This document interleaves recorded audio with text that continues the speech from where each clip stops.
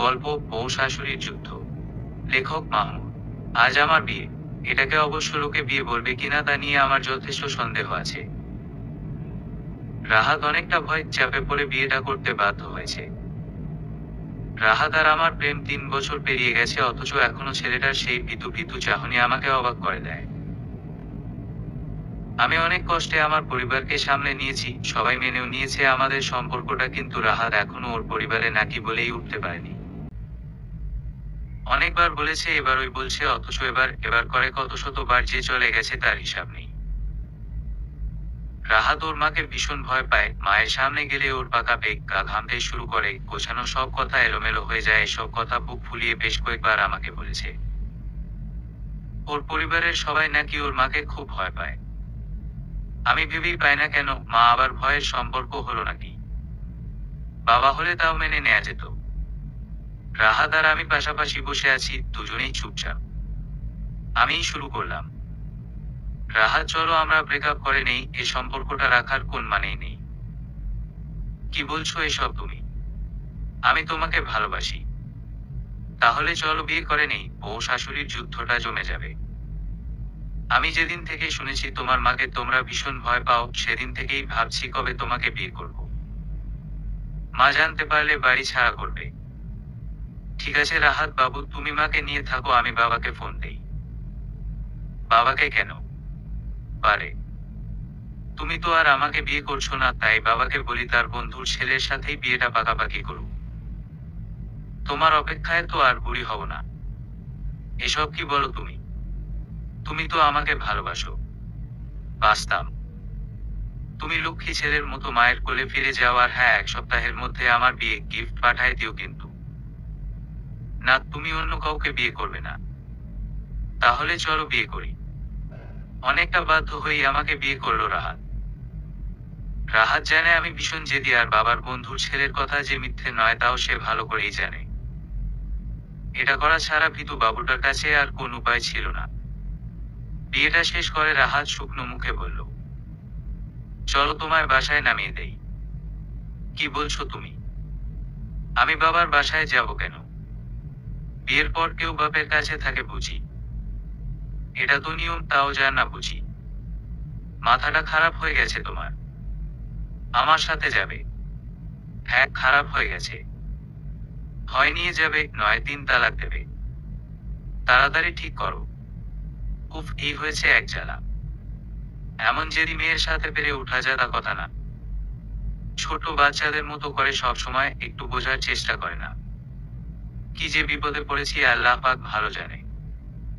খুব ধীরে ধীরে বলল রাহাত। কথাগুলো শুনে আমার একটু রাগ হলো না, বরং ভালোই লাগলো, এই ভেবে যে রাহাত আমার জেদের কাছে হেরে গেছে। রাগে রাহাত কিছু না বলেই বাইকে গিয়ে উঠলো, আমিও লক্ষ্মী বউয়ের মতো ওকে অনুসরণ করলাম। হাজারো স্বপ্নের জাল বুনতে বুনতে শ্বশুরবাড়ির দিকে রওনা দিলাম। এভাবে বিয়েটা না করলে কবে মায়ের ভয়ে অন্য কোথাও বিয়ে করে নেবে কে জানে। রাহাত বলে ওর মাকে নাকি বাড়ির সবাই ভয় পায়। কিন্তু কেন? উনি তো মা, বাঘ ভাল্লুক তো আর নয়। আমি ঠিক শাশুড়িকে আমার মা বানিয়ে ফেলবো। তখন আমার 2 মায়ের মধ্যে ভালোবাসার প্রতিযোগিতা হবে, কে আমাকে বেশি ভালোবাসে। আমি জানি আমার শাশুড়িই জিতবে, কেননা রাগী মানুষগুলো ভীষণ রকম ভালোবাসতে জানে। ননদ, যা, নতুন বাবা, নতুন মা, ভাসুর সবাইকে নিয়ে ভীষণ আনন্দে থাকবো। রাহাতের মুখে ওদের সবার কথা শুনেই মনে জায়গা করে দিয়েছি সবাইকে। আকাশ পাতাল ভাবছি, হঠাৎ রাহাতের ডাকে চমকে উঠলাম। রাহাত ভীতু ভীতু কণ্ঠে বলল, তুমি গাড়িতেই অপেক্ষা করো, আমি ভেতরে গিয়ে দেখি কি অবস্থা। আমি না আসা পর্যন্ত একদম ঘরে ঢুকবে না কিন্তু। বলেই চলে গেল রাহাত। আমি অপেক্ষা করছি তো করছি, দেখিতে দেখতে 15 মিনিট পার হয়ে গেল, অথচ এই বিতুরামটার দেখা নেই। এই 15 মিনিট আমার কাছে 15 বছরের মতোই দীর্ঘ মনে হচ্ছে। আমি আস্তে আস্তে ঘরের ভেতরে প্রবেশ করলাম। দেখলাম রাহাত একপাশে বসে আছে, কিছু একটা বলার চেষ্টা করছে, কিন্তু মুখ থেকে কথা বের হচ্ছেই না। হয়তো ও আমার কথাটাই বলার চেষ্টা করছে, বেচারা। ওকে দেখে এই মুহূর্তে আমার খুব মায়া হচ্ছে। হঠাৎ মায়ের চোখ আমার দিকে পড়ল। কর্কশ স্বরে বললেন, কে তুমি? কি চাই এখানে? আমি মাকে দেখতে লাগলাম, কি মায়াবী চেহারা, অথচ এরা বড় বড় রাগের ঢিপি দিয়ে সব ভালোবাসা ঢেকে রেখেছে। কি হলো, কানে শুনতে পাও না? মা, আমি রাহাতের বিয়ে করাবো। কি? রাহাতের বউ? মা, সব ঠিক করেই এসেছো দেখছি। হ্যাঁ মা, আমি রাহাতের বউ। মানি না আমি। তাতে কি মা, বিয়েটা তো আর মিথ্যে হয়ে যাবে না তাতে? রাহাত এসব কি বলছে মেয়েটা? এক্ষুনি ঘাড় ধাক্কা দিয়ে বাহিরে বের করে দিবি। রাহাত হ্যাঁ না কিছুই বলার অবস্থায় নেই। ও কি করবে হয়তো নিজেই বুঝতে পারছে না। আমার শ্বশুরটা ভীষণ ভালো মানুষ, বারবার তার রাগী বউটাকে সামলানোর চেষ্টা করেও ব্যর্থ হচ্ছেন। আমি আমার আর রাহাতের ভবিষ্যৎ দেখতে পাচ্ছি শ্বশুর আর শাশুড়ির মাঝে। যা ননদ, ভাসুর, রাহাত, শ্বশুর, বাবা সবাই আছে, কিন্তু রাগী শাশুড়ি মাকে সামলানোর কেউ নেই। সবাই ভীষণ ভয় পায় তাকে। আমি শাশুড়ি মায়ের কথা কানে না তুলে ভেতরে ঢুকে চেয়ারে বসে পড়লাম। মার আগে গজরাতে গজরাতে বললেন, যাও বলছি আমার ঘর থেকে, নইলে। নইলে কি মা? আমিও পুলিশ কমিশনারের মেয়ে, দেখি কেমন আমাকে বের করতে পারে না। আর আইনত আমি রাহাতের স্ত্রী, এখনো তালাক হয়নি। রাহাত কথাগুলো হা করে শুনছে, আর মা রাগ সামলাতে না পেরে দ্রুত ঘরে চলে গেলেন। বাবা মানে শ্বশুর বাবা ফ্রিজ থেকে মিষ্টি এনে খাইয়ে আমাকে বরণ করে নিলেন আর বললেন, তুমিই পারবে এমন রাগী শাশুড়িকে সামলাতে। রাহাত এখনো হয়তো সব বিশ্বাস করতে পারছে না। আমি ঘরে ঢুকে ফ্রেশ হয়ে বিকেলের নাস্তা বানালাম। রাতে খাবার টেবিলে অনেক গল্প হলো, কিন্তু মা খেতে এলো না। আমি খাবার নিয়ে রাগী শাশুড়ির ঘরে গেলাম। উনি তো তেলেবেগুনে জ্বলে উঠলেন, চিৎকার করে বললেন, আজকের রাতটাই তোমার এ বাড়িতে শেষ রাত, সকাল হলে তুমি নিজে বেরিয়ে যাবে এ বাড়ি থেকে, নইলে আমার কেরামতি দেখবে। তোমার মতো কত শত মানুষকে সোজা করেছি, তার হিসাব নেই। এখনো সময় আছে, নিজেকে শুধরে নাও, নইলে বিপদ আছে। আমিও ঠিক এ কথাটাই বলি মা, এখনই সময় থাকতে নিজেকে সামলে নিন, নইলে বড্ড বিপদ আছে সামনে। আর আপনার দলের সবাই কিন্তু এখন আমার দলে, এই কথাটা মাথায় রাখবেন। আর আমি রাহাতের স্ত্রী, কেউ আমাকে রাহাতের থেকে আলাদা করতে পারবে না, কেউ না। কথাগুলো শুনে রাগী শাশুড়িমা কেমন যেন নিস্তেজ হয়ে গেলেন। আর কথাগুলো বলতে বলতে আমার চোখ বেয়ে কখন যে পানি নেমে এসেছে নিজেই জানি না। আমি তো মা করে রাখতে চেয়েছিলাম, আর মেয়ে হয়েই থাকতে চেয়েছিলাম, কিন্তু এমন শাশুড়ির সাথে থাকতে হলে এভাবেই থাকতে হবে। আমার জন্য শাশুড়ি মা না খেয়ে থাকবে, তা আবার হয় নাকি? এ তো আমারই ব্যর্থতা, পরাজয়। কথাগুলো মাথায় ঘুরপাক খাচ্ছে, কিছু একটা করতেই হবে আমাকে। নতুন বাড়িতে এসে নতুন সম্পর্কের মানুষগুলোকে অভুক্ত রাখবো, তা কি করে হয়? মাথায় একটা বুদ্ধি খেলে গেল। কাঁটা দিয়ে যেমন কাঁটা তোলে, তেমনই রাগ দিয়েই রাগ জয় করতে হবে। আমি টেবিলে খাবার রাখতে রাখতে শান্ত গলায় বললাম, আপনি খান বা না খান, তাতে আমার কি? মা, আপনি যে বললেন রাত পোহালেই কেরামতি করে আমায় বাড়ি ছাড়া করবেন, তাই ভাবলাম কেরামতিটা দেখবো, কিন্তু তা আর আমার ভাগ্যে নেই। আপনি যদি না খেয়ে থাকেন তাহলে মাথা ব্যথা করবে, পেটে ইঁদুরের কিচিরমিচির আওয়াজ পাওয়া যাবে, আর তখন মাথায় কোনো বুদ্ধি আসবে না। তাই আমার আর কেরামতি দেখা হলো না। আপনি বরং ঘুমিয়ে পড়ুন মা, না খেয়ে কি কেরামতি দেখানো যায়? চিন্তা করবেন না, আমি সবাইকে বলে দেব মা কেরামতি দেখাতো, যদি পেটে ইঁদুরগুলো চুপচাপ থাকতো। কেরামতির কথা ভুলে যান মা। শাশুড়ি মায়ের রাগান্বিত লাল চোখ আর চিন্তিত চেহারায় বলে দিচ্ছে, আমার আর কিচ্ছু করতে হবে, যা করার উনি নিজেই করবেন। আমি শাশুড়িকে কিছু বলার সুযোগ না দিয়ে ঘর থেকে বেরিয়ে আসলাম। আমি জানি উনি ঠিক খাবেন, উনিও প্রচন্ড জেদি, আর জেদি মানুষগুলো সবচেয়ে বেশি ভয় পায় হাতে। তাই উনি ঠিক খাবেন। ঘর থেকে বেরোতে গিয়ে বাহিরে রাহাতকে দেখে আমি আশ্চর্য হয়ে গেলাম। মায়ের ভয়ে কেমন বাহিরে চুপচাপ অপেক্ষা করছে, কি ভিতরে বাবা? ঘরের বাহিরে কি করছো তুমি? আমাদের মা আর মেয়ের কথা শোনার জন্য আই পেতেছ? বই গেছে, আঙ্কেল ফোন করেছে। আঙ্কেল? কে আঙ্কেল? কে আবার? তোমার বাবা? ও আচ্ছা, তোমার বাবা মা আমার বাবা মা, আর আমার বাবা মা কিনা তোমার আঙ্কেল আন্টি। খুব ভালো। বলতে বলতেই বাবার ফোন। বাবা? হ্যাঁ মা, কেমন আছো? একবার ফোনও দাওনি। তোমাকে নিয়ে কোন অশান্তি হচ্ছে না তো? ভালো আছি বাবা, তুমি ভালো আছো? না বাবা, কোনো অশান্তি হচ্ছে না, এ বাড়ির সবাই খুব ভালো। বাবা মা তো ভীষণ ভালোবাসে আমাকে, মেয়ে করে নিয়েছে। ও সেজন্যই বুঝি বাবা মাকে ভুলে গেছো? না বাবা, একটু ব্যস্ত ছিলাম, বোঝোই তো। আচ্ছা বাবা, এখন রাখছি, কেমন? আচ্ছা মা, ভালো থেকো। রাহাত হা করে আমার দিকে তাকিয়ে আছে।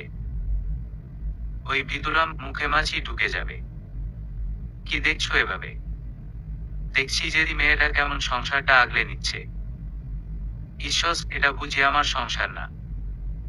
আর ওরা সবাই আমার খুব আপন। তুমি তো জানো আমি এমনই স্বপ্ন দেখতাম, আমি কখনোই একাকী থাকবো না, একাকিত্ব আমায় ছুতেই পারবে না। তুমি পারবে তো? না পারলে আর কি, তোমার ঘরে নতুন আরেকটা বউ আসবে আর আমি চলে যাব তোমার থেকে দূরে, বহু দূরে। কি যে বলো না। তোমার মা আমাদের বিয়েটা মেনে না নেওয়া পর্যন্ত এই বিয়ের কোন মূল্য নেই তোমার বা আমার কাছে, শুধু মাকে বলা যাতে কিছু করতে না পারে। আচ্ছা। মা খেয়েছে? না খাবে? আমার জন্য তোমাদের মা ছেলের সম্পর্কে ফাটল ধরে গেল। আমি তোমাদের সবার সামনে যখন মাকে হেনস্থা করি তখন তোমাদের খুব কষ্ট হয়, আমি জানি, আমারও হয়, কিন্তু শক্ত না হলে যে মা আমাকে তোমার থেকে, তোমার পরিবার থেকে আলাদা করে দেবে। তুমি আমাকে ভুল বুঝো না রাহাত, প্লিজ। পাগলি মেয়ে, আমি সব জানি। আমি তোমার পাশে সব সময় আছি। সব ঠিক হয়ে যাবে, দেখো। আমার ভিতরটা। আমার জন্য তোমাকে অনেক কষ্ট পোহাতে হচ্ছে, অথচ আমার কিচ্ছু করার ক্ষমতা নেই। বলতে গিয়ে রাহাতের চোখ সরছলিয়ে উঠল। একদমই না, ভালোবাসায় কষ্ট না থাকলে প্রাপ্তির মূল্য থাকে না, আর কেউ মনেও রাখে না, বুঝেছেননি? ভিতুর ডিম। আমি একটু বাবার কাছে যাই, কিছুক্ষণ গল্প করে আসি, বলেই বাবার ঘরের দিকে রওনা দিলাম। রাহাতের কিছু বলতে গিয়ে থেমে যাওয়াটা চোখে এলো না। বাবা, আসবো? আয় মা। বাবা কি করছেন? কিছু না রে মামা, একটু বই পড়ছি। তুই ঘুমাস নিজে? এমনি। বাবা, একটা প্রশ্ন করব। কর। মাকে তোমরা খুব ভয় পাও তাই না? ভূত জ্বালা সামলানো খুব কঠিন কাজ। তবে তোমরা যাই বলো মা কিন্তু মনে মনে ভীষণ শিশু রাগ করে বটে, কিন্তু হৃদয়ের ভেতরের পুরোটা ভালোবাসায় ভরা।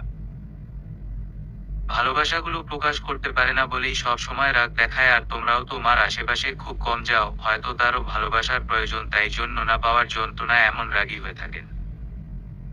মা কিন্তু আসলে মনের দিক দিয়ে ভীষণ নরম মানুষ। আমরা এতদিনেও যে মানুষটার মধ্যে ভালোবাসা খুঁজে পাইনি, আর তোকে এতটা অপমান করার পরও তুই কিনা তার হয়ে কথা বলছিস। পারে, বলবো না। উনি তো আমার মা আর আমি মেয়ে, মা মেয়ের মধ্যে অমিল অশান্তি হয় না বুঝি? পারবি না মা ওকে মনের মতো করে সাজাতে? তোমরা পাশে থাকলে ঠিক পারবো। আচ্ছা বাবা, আমি তোমার ছেলেকে এভাবে বিয়ে করেছি, এতে তোমার আমার উপর কোনো রাগ নেই? না রে মা, অনেক রাত হয়েছে, যা ঘুমিয়ে পড়, সকাল হলেই আবার শুরু হয়ে যাবে দেখিস। সামলাতে হবে তো তোকেই। আচ্ছা বাবা, শুভরাত্রি। শুভরাত্রি। রাত এখন আর কত?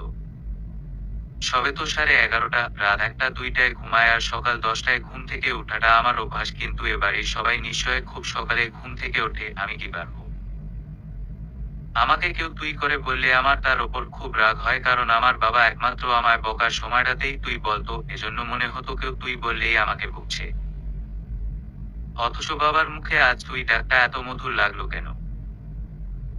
যেন কতটা ভালোবাসায় ঘেরা ডাক এটা, কত শত মায়া মাখা এই ডাকে। কত অপূর্ণতা ছিল আমার এই বাড়িতে, একদিনই কত কিছু পেয়ে গেছি, তাও আবার না চাইতেন। ভাবতে ভাবতেই ঘরের দিকে পা বাড়ালাম।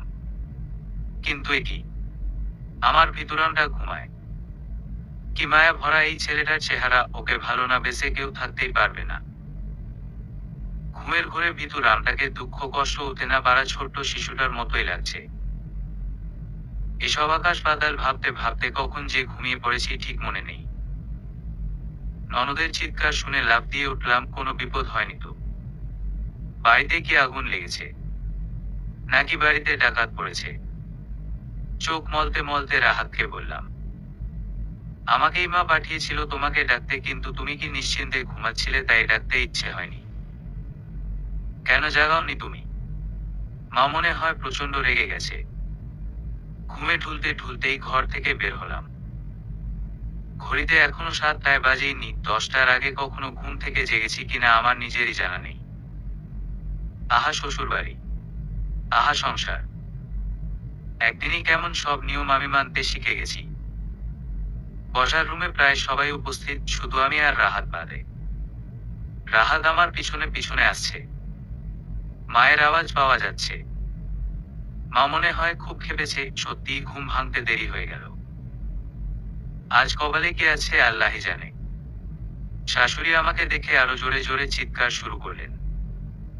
আমাকে দেখেই তার শক্তি যেন 2 গুণ বেড়ে গেছে।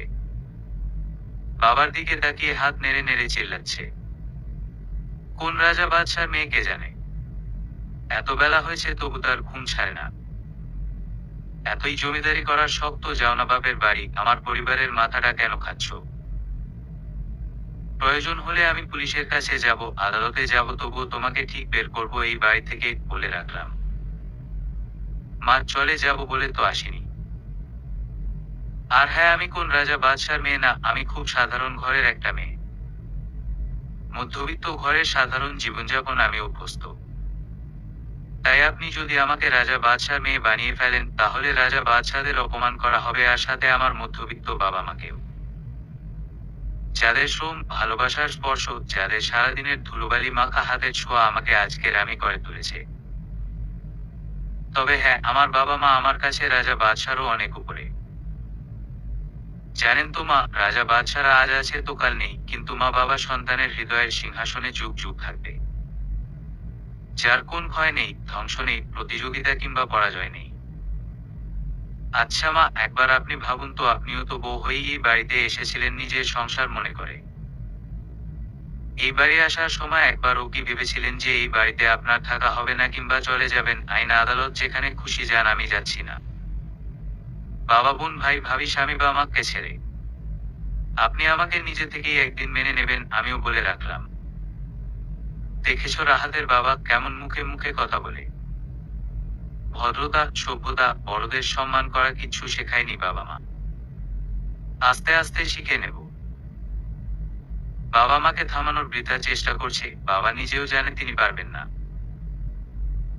আমি ছোটবেলা থেকে শুধু বাবা আর মাকে দেখে বড় হয়েছি, আমার কোন ভাই বোনও নেই, আমি একা। মায়ের আদর, বাবার ভালোবাসা কোনোটাই কম পাইনি, কিন্তু তবুও আমার মনে হতো কেন আমার বোন নেই, কেন ভাই নেই, কেন ভাবি নেই, দাদা দাদি, চাচা চাচি অথবা ভাই বোনদের হইচই কেন নেই। বাবা মাকে প্রশ্ন করতাম কেন আমি একা। কিন্তু কোন উত্তর নেই তাদের কাছে, আমিও জানি। তারপর রাহাতকে পেয়ে, রাহাতের মুখে তোমাদের সবার কথা শুনে আমি অপূর্ণতাকে পূর্ণতায় রূপ দিতে চেয়েছি, একে আমার অপরাধ মা। বলেই আমি কাউকে কিছু না বলে ঘরে চলে গেলাম। কথাগুলো বলতে আমার খুব কষ্ট হচ্ছিল, হাউমাউ করে কাঁদতে ইচ্ছে করছিল, সবাইকে জড়িয়ে বলতে ইচ্ছে করছিল আমি তোমাদের ছেড়ে যেতে চাই না, খুব ভালোবাসি তোমাদের। ভালোবাসা হতে কতটা সময় লাগে, কতদিন লাগে, কতটা আবেগ মায়া লাগে আমি জানি না, কিন্তু তোমাদের সবাইকে ছাড়া আমি ভীষণ একা হয়ে যাব, ভীষণ অসহায় হয়ে যাব। তোমাদের ঘিরে মনের ঘরে একটা সংসার গড়েছি আমি, গড়েছি একটা ভালোবাসার ঘর। এটাকে ভালোবাসা বলে না আবেগ আমি হয়তো ব্যাখ্যা দিতে পারবো না, কিন্তু এরা যে আমার মনের ভেতরের ঘরে আছে এ কথাটা শুধুই মন জানে। কাউকে দেখানোর ক্ষমতা এই আমার যে নেই। কেন শাশুড়ি পারছে না আমাকে মেয়ে করে নিতে, কেন পারছে না আমার মা হতে? আমি জানি আমি মুখে মুখে কথা বলে ভুল করেছি। আমার মা বাবা সারা জীবন শিখিয়েছে কিভাবে বড়দের সম্মান আর শ্রদ্ধা করতে হয়। পৃথিবীর সব মাকে কিভাবে নিজের মা করে নিতে হয়, অথচ আজ নিজের প্রয়োজনেই আমাকে অবদ্ধতার শেষ সীমানায় পৌঁছে যেতে হচ্ছে। এছাড়া যে আমার আর কোন উপায় নেই। বৃদ্ধাশ্রমে বয়স্ক মা বাবাকে দেখিয়ে বাবা কেঁদেছিলেন। বলেছিলেন, জানো মা, বউ বে কোন কোন সন্তান এই মাকে, এই বাবাকে কারাগারে পাঠিয়ে দিয়েছে। সেদিনই আমি শপথ নিয়েছি, যত কিছুই হোক শ্বশুর শাশুড়িকে এতটুকুও কষ্ট পেতে দেব না কোনোদিন। বাহির থেকে এখনো শাশুড়ি মায়ের আওয়াজ পাওয়া যাচ্ছে। যা কিছুই হয়ে যাক না কেন, ওই মেয়েটাকে আমি বাড়ি থেকে তাড়িয়ে ছাড়, মানি না আমি এ বিয়ে। আমার রাহাতকে ভোলাভালা পেয়ে মাথাটা চিবিয়ে খেয়েছে। ওকে আমি এ বাড়িতে কিছুতেই থাকতে দেব না। কষ্টের পরে সুখ আসে, মেঘের আড়ালে লাল সূর্য হাসে, ব্যর্থতার আড়ালেই সফলতা থাকে, আর ঘৃণার আড়ালেই লুকিয়ে থাকে সত্যিকারের ভালোবাসা। একদিন সেই ভালোবাসার সন্ধান আমি ঠিক পাবো। এসব ভাবতে ভাবতে রান্নাঘরের দিকে রওনা দিলাম, যে হাতে হাতে কিছু সাহায্য করার জন্য। একা একা আর কত করবে, আর সবার নিশ্চয় ক্ষুধা লাগছে। যা সকালে ঘুম থেকে ওঠে, বাপরে বাপ! সকালের খাওয়া শেষে সবাই নানারকম খোশগল্পে মেতেছে। মন্দ লাগে না মাঝে মাঝে একটু আধটু গল্প শুনতে। হঠাৎ বাহিরে কয়েকজন মহিলার আওয়াজ পাওয়া গেল। তারা অনেকটা চিৎকার করেই বলছে, কি গো রাহাতের মা, আছো নাকি? বলতে বলতে ঘরেই চলে এলো সবাই। কয়েকজন মধ্যবয়স্কা মহিলা, আশেপাশেরই হবে মনে হয়। বাবার কথা মতো বসার জন্য চেয়ার এগিয়ে দিলাম। আমার দিকে প্রায় সবাই ড্যাবাড্যাব করে চেয়ে আছে। কেউ এমন করে চেয়ে থাকলে কেমন যেন অপ্রস্তুত লাগে নিজেকে। মনে হচ্ছে এ জন্মে কখনো বউ দেখেনি। শাশুড়ি মা বসতে বলা ছাড়া একটা কথাও বলেনি তাদের সাথে। মধ্যবয়স্কা মহিলাদের মধ্যে একজন কথাগুলো নিজের মধ্যে চাপাতে না পেরে বলেই উঠলেন, শুনলাম তোমার ছেলে নাকি নতুন বউ এনেছে, তা কথাটা কি সত্যি রাহাতের মা? কি যে দিনকাল এলো কে জানে, বড়দের আর কেউ মানিজ্যত দেয় না আজকাল। এসব যে শাশুড়ি মাকে রাগানোর জন্য আর হেনস্থা করার জন্য, তা হয়তো সবাই বুঝতে পারছে, কিন্তু কি আর করার আছে। শাশুড়ি মা শুধু মাথা নাড়লেন, মুখে কিচ্ছুটি বললেন না। হয়তো তিনি নিজেও চাননি এভাবে কারো সামনে তার কথা বলার মতো কথাই হারিয়ে যাবে। তাকে এভাবে চুপ করে যেতে হবে। শাশুড়ি মাকে দেখে খুব খারাপ লাগছে, নিজের মধ্যে অপরাধবোধ প্রবলভাবে জেগে উঠছে। কিন্তু আবার মনের মধ্যে কোথাও যেন কেউ বলছে, এটা তোমার অধিকার। তোমরা দুজন দুজনকে ভালোবাসো। এতে কোন অপরাধ নেই, নেই কোন ভুল কিংবা পাপ। অন্য একজন সুরে সুর মিলিয়ে বললেন, তা শুনলাম নাকি মেয়েটা নিজে থেকে এখানে এসেছে। রাহাতের চেহারা কি ভোলাভালা! ও যে এত বড় একটা কাজ করবে ভাবতেও পারিনি আমরা। আর মেয়ের বাবা মাই বা কেমন, মেয়েটাকে একা ছেড়ে দিয়ে? অন্যজন সঙ্গে সঙ্গেই বললেন, কি আর করবে বলো, ছুট ঝামেলা পোহাতে তো আর হলো না, আবার মেয়ের জন্য জামাইও তো আর মন্দ না, তাই না? তবে রাহাত কিন্তু এটা একদম ঠিক করেনি। আর মেয়েটার কথাই বলি, এভাবেই বিয়ে করতে হতো, নইলে কি আর বিয়ে হতো না? না স্বামী, শ্বশুরবাড়ি পেতি না, লাজলজ্জা আজ কোথায় চলে গেছে? কথাগুলো আমার বুকের ভেতর কাটার মতো বিঁধে যাচ্ছিল। মানুষ এভাবে কথা বলতে পারে আমি ভাবতেও পারি না। আমার জন্য আমার বাবা মায়ের নামে অচেনা অজানা লোকজন খারাপ কথা বলছে ভেবেই বুকের ভেতর দুমড়ে মুচড়ে শেষ হয়ে যেতে লাগলো। সত্যি আমি আমার বাবা মাকে অসম্মানের রাস্তায় এনে দাঁড় করিয়েছি। সব দোষ আমার। আমার চিৎকার করে বলতে ইচ্ছে করছিল, তোমরা থামো এবার। যা বলার হয় আমাকে বলো, কিন্তু আমার বাবা মায়ের নামে কেউ খারাপ কথা বলো না। ওরা আমার জীবন, আমার পৃথিবী, আমার সমস্ত সংসার। আমার আর এসব কথা দাঁড়িয়ে দাঁড়িয়ে শুনতে ইচ্ছে করছে না। নিজের ঘরের দিকে পা বাড়ালাম, কিন্তু রাহাত ওর হাত দিয়ে আমাকে আটকে দিয়ে। কিছু বললাম না। রাহাত জানে আমি বাবা মা শব্দটাকে কতটা ভালোবাসি। রাহাত আস্তে করে শুধু বলল, বসো। রাহাতের যতই কথা শোনাই আর যাই করি, রাহাতের কথার ওপর কথা বলতে কেন যেন মন সায় দেয় না। চুপচাপ বসে গেলাম। রাহাত একবার আমার দিকে তাকাচ্ছে আর একবার তার মায়ের দিকে। ঠিক কি করতে যাচ্ছে সে বুঝতে পারছি না, কিন্তু ওর চোখ মুখ স্পষ্ট জানান দিচ্ছে আজও এমন কিছু করবে যা আগে কখনো করেনি। আমার খুব ভয় করছে। মনে মনে নিজেকে নানান কথা বুঝিয়ে সান্ত্বনা দিচ্ছি, কিন্তু মন মানছে না। রাহাতের এমন লাল চোখের আগে আমি সত্যিই দেখিনি। এই এতগুলো বছর ওর সাথে সম্পর্ক ছিল, একটা দিনও ওকে রাখতে দেখিনি আমি। আমার জন্য সব সময় ওকেই অপেক্ষা করতে হয়েছে ঘন্টার পর ঘন্টা, তবুও কোনো অভিযোগ ছিল না কোনোদিন। আমি সব সময় রাগ করতাম, রেগে লাল হয়ে যেতাম। আর ও দাঁত কেলিয়ে বলতো, তোমাকে রাগলে এত সুন্দর লাগে জানতাম না। এখন থেকে রোজ রাগাবো তোমায়। ওর পাগলামি আমাকে ওর থেকে দূরে থাকতেই দিত না। সহপাঠী কিংবা কাছের কারো সাথে কখনো রাখতে দেখিনি ওকে। রাহাত দাঁড়িয়ে খুব শান্তভাবে বলল, আপনাদের কথা বলা শেষ? কথা বলা শেষ হয়ে থাকলে এখন আসতে পারেন। শাশুড়ি মাকে তোয়াক্কা না করে রাহাত হড়হড় করে বলে গেল কথাগুলো। শান্ত মানুষগুলো একবার জ্বলে উঠলে আগুন ধরে যায়, এ আমি বেশ ভালোই জানি।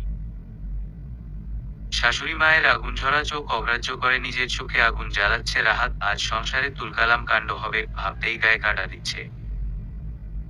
রাহাতের কথা শেষ না হতেই আরেকজন মধ্যবয়স্ক মহিলা বললেন, আচ্ছা, এসব দেখে আমাদের ছেলে মেয়ে কি শিখবে? কাল যদি আমাদের কারো ছেলে বা মেয়ে এমন করে তাহলে তার দায়টাকে নেবে শুনি। আর তোমার মতো এমন মানুষের সংসারে কিনা এমন অবস্থা। কি সব মানুষ রে বাবা, যাদের বাড়ি এসেছে তাদেরকেই কিনা অনবরত অপমান করে চলেছে, একটুও মুখে আটকাচ্ছে না। রাহাত কিছু বলতে যাচ্ছিল কিন্তু আমি ওর হাতটা ধরে নিলাম। ফিসফিসিয়ে বললাম, কি লাভ অশান্তি বাড়িয়ে? আমি কিছু করলেই অশান্তি। আর ওরা তোমাকে যা খুশি তাই বলছে তার বেলায়। বাদ দাও না। রাহাত আমার কথা বার্তা দিল বলে মনে হলো না, আবারও শান্ত গলাতেই বলল, আচ্ছা আন্টি, আমায় দেখে আপনার ছেলেরা কেন এমন করবে এই শিখিয়েছেন, নাকি তাদের যে যা করবে তাই যেন করে? আর হ্যাঁ, মেয়েটা নিজের ইচ্ছেই এ বাড়িতে আসেনি, আমি এনেছি বিয়ে করে, বুঝেছেন আপনারা? যে ছেলেটা কখনো কারো সামনে কিছু বলতেই পারে না সে কিনা আজ আমার হয়ে এতগুলো কথা বলল। আমার ভিতরনটা এত সাহস কোথায় পেল? আজকে রাহাতকে চিনতে বড্ড অসুবিধা হচ্ছে। মনে হচ্ছে আমার চেনা লোকটা মুহূর্তে পাল্টে গেছে। মধ্যবয়স্কা মহিলাদের একজন শাশুড়িকে ইশারা করে বললেন, দেখেছো রাহাতের মা, রাহাত আজ আমাদের কেমন মুখে মুখে কথা বললো আর তুমি এখনো চুপ করে আছো। নতুন বউ বাড়িতে পা দিতে না দিতেই ছেলের এই অবস্থা, শেষে দেখো তোমাকে না অচল পয়সার মতো দিন কাটাতে হয়। রাহাত কিছু বলতে যাচ্ছে তখনই আমি ওকে থামিয়ে দিলাম।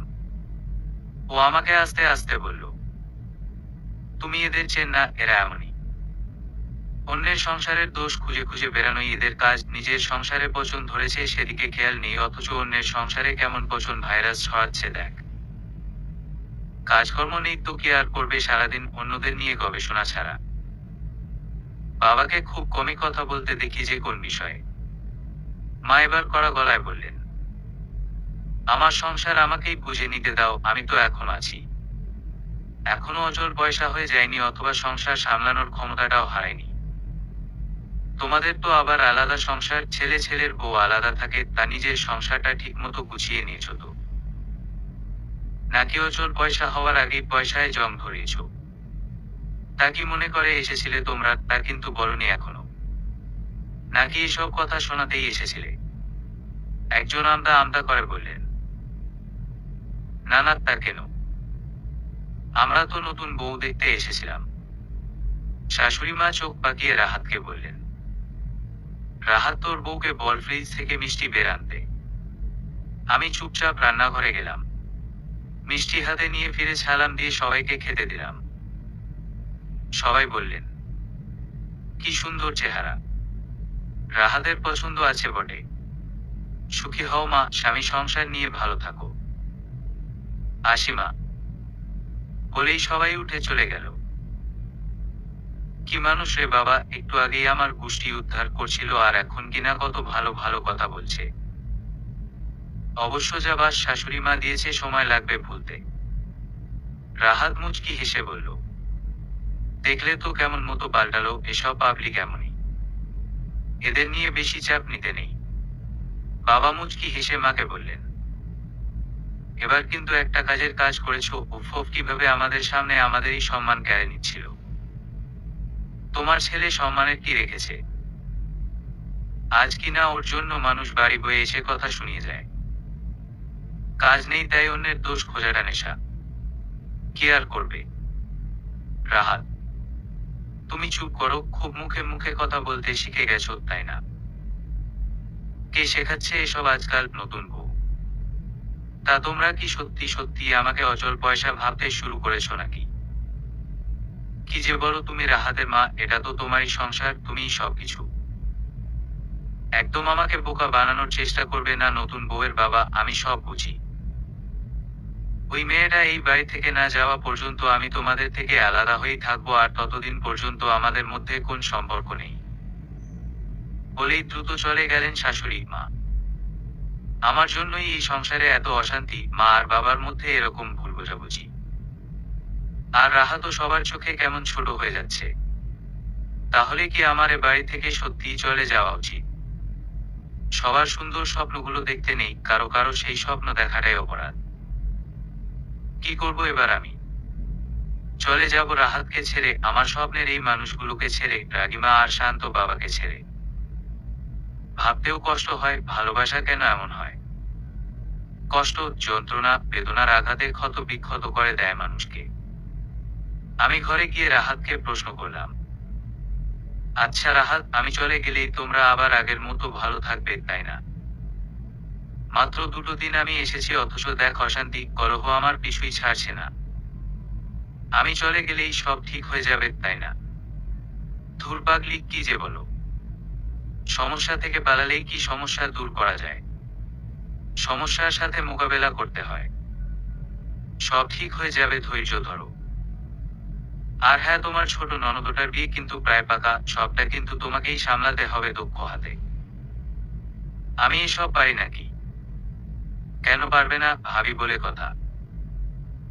ঘুম। রাহাত অনেকক্ষণ হলো বাহিরে বেরিয়েছে, বন্ধু বান্ধবের সাথে দেখা করতে গেছে হয়তো। কিছুই ভালো লাগছে না আমার, ডায়েরিতে কিছু কথা লিখলে মন্দ হয় না। খারাপ সময়ে ওই তো একমাত্র বন্ধু, আর নিজেকে খুব ভালো করে জানার চাবিকাঠি। মানুষ সবাইকে ঠকাতে পারে, মিথ্যে বলতে পারে, ছলনা অভিনয়ে ভোলাতে পারে, কিন্তু নিজেকে না। ডায়েরি একটা স্মৃতির বাক্স, যেখানে যত্নে স্মৃতি তোলা রয় কথামালায়। পরম বন্ধুর মতোই দুঃখ, না পাওয়া যন্ত্রণার কথা ঠাঁই দেয় নিজের বুকে। 1 লাইন লিখতে বড্ড ইচ্ছে করলো। লিখতে বসে পড়লাম। নতুন কোথাও আজ আমি। নতুন এক ঘর। নতুন ঘরে সবাই আপন। আমিই শুধু পর।